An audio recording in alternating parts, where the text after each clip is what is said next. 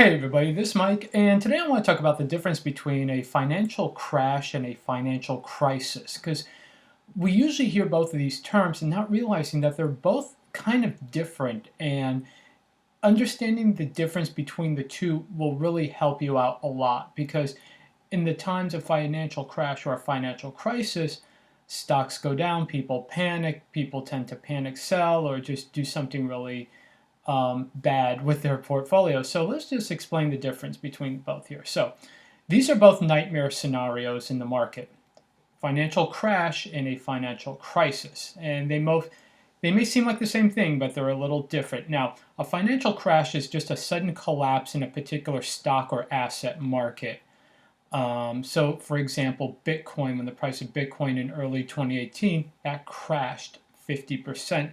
And that was a direct response to Bitcoin just rising very quickly, above and beyond what would usually be expected as a normal trading pattern. So, Bitcoin, kind of overshot its what you would call a normal price target. So now it's going to overcorrect to the downside. That's basically a financial crash. Now, there's no real need for an intervention in a crash because markets always correct themselves. Sometimes they correct themselves quickly, sometimes they take a little time, but they always do correct themselves. If there's too much selling, buyers will slowly come in and the markets will eventually return back to normal.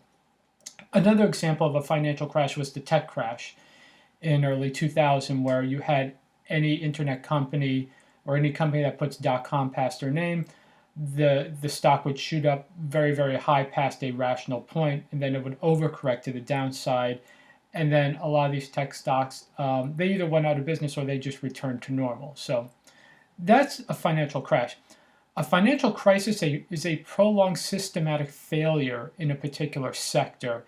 And in a financial crisis, that will not be resolved until there's some extraordinary intervention that comes in. So here's an example of a financial crisis that came from a financial crash. You had in 2008, the housing crash, where housing prices went way too high, and then they crashed below what you would call normal prices in places like Las Vegas, where housing crashed 50%.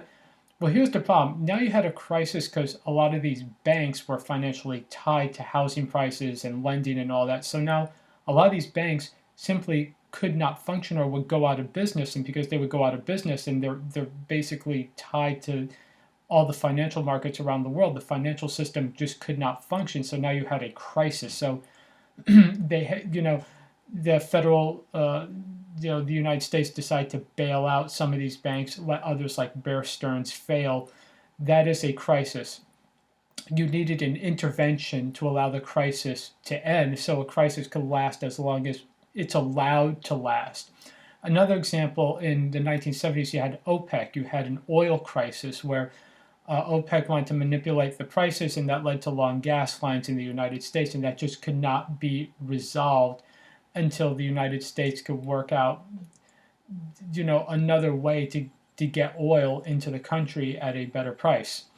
So to use another sort of an analogy, a financial crash is kind of like a cold, and there's nothing you can really do about a cold. You get a cold, you just have to wait for the cold to get out of your system. That usually take a week.